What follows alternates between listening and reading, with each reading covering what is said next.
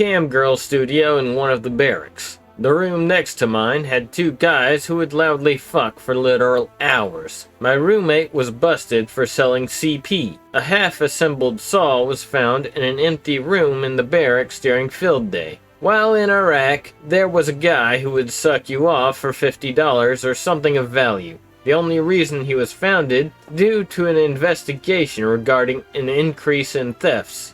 A guy who would pimp out his wife. The guy who set up a restaurant in the barracks. The guy who wore a butt plug all the time to prevent the demons from raping him. He went to a psych evaluation and wasn't seen again. While during a contraband search, a box of sex toys was found. Mine. The guy who set up a restaurant in the barracks? More details, please. How creative were his cooking processes? The guy was an amazing cook. He went to cooking school and worked as a chef before joining the army. He was really good at cooking great meals for cheap people who would pay him to cook, which evolved into him turning his barrack room into a restaurant. The prices were high, but if you didn't want whatever the dining facility was making or fast food, he was your best option. Sadly, he was ordered to stop because he wasn't allowed to have a grill top or fryer in the room. Never served, but I do work in a warehouse. Stocking shelves. Have a new hire learning the forklift with two people with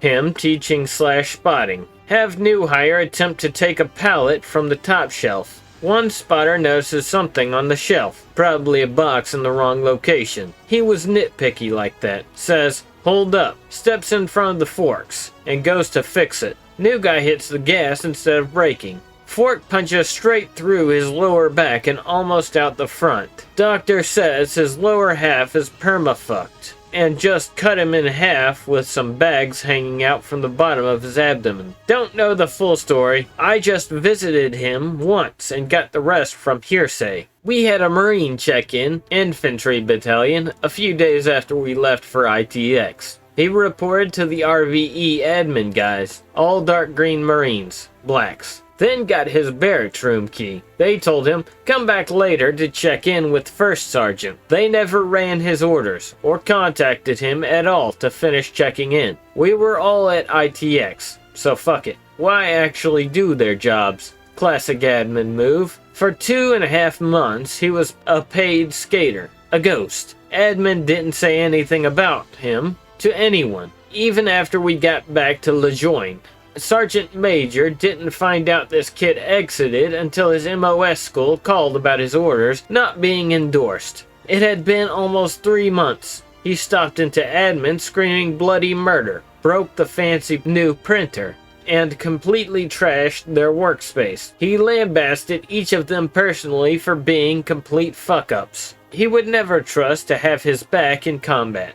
You couldn't hear a pin drop in Battalion HQ otherwise for almost 15 minutes. New kid was taken from his barracks room, ordered to check in, and then assigned to the company office as a retard who couldn't be trusted unsupervised. Everyone in admin got negative paperwork.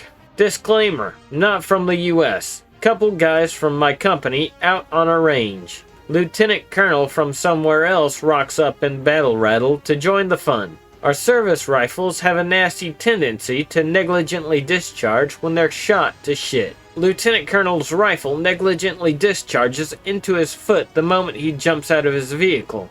Hit an artery. Two guys from the company proceed to TQ the man and do whatever else necessary. All in all, textbook first aid. Story hits the media, played off as unremarkable. What they don't say is that the Lieutenant Colonel was about 30 seconds from dying of blood loss. Two dudes from my company got commander's coin and a cash bonus for what they did.